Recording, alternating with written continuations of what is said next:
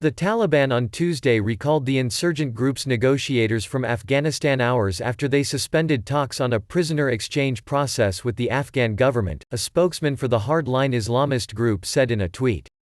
Suhail Shaheen, a spokesman for Taliban's political office in Qatar, said, "The intentional delays in the release of our prisoners violates the peace agreement, therefore we call back our technical team back from Kabul." Early on Tuesday, the militant group broke off talks with the Afghan government on a prisoner exchange by calling it a series of fruitless meetings that were seen as crucial steps in peace talks being brokered by the United States after it agreed on a troop withdrawal pact with the militants. Their decision represented the latest setback for the US-led effort to end America's longest war and decades of strife in Afghanistan that also has been hampered by violence and a leadership feud between the country's top politicians. The February pact between the United States and the Taliban, under which US-led international forces will withdraw in phases in exchange for Taliban security guarantees, is the best chance yet of ending the 18-year US military involvement in Afghanistan. But peace hinges on talks between the US-backed Afghan government and the militants. A prisoner exchange is meant to build confidence on both sides for those talks. A spokesman for the government said it would continue working on the prisoner release plan. "We ask the Taliban to not sabotage the process by making excuses now," said Javed Faisal, a spokesman for the National Security Council in Kabul.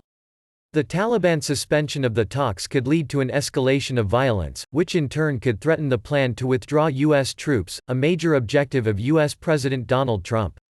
A three-member Taliban team had arrived in Kabul last month from Qatar to begin the prisoner exchange process. Last week, Afghan officials said they would release 100 Taliban prisoners who were sick or over the age of 50. In exchange, the Taliban were expected to free 20 members of the Afghan security forces.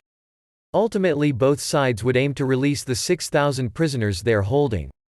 But the Taliban, according to the Afghan officials, wanted 15 commanders accused of carrying out brutal attacks to be released this week, a demand rejected by the Afghan government.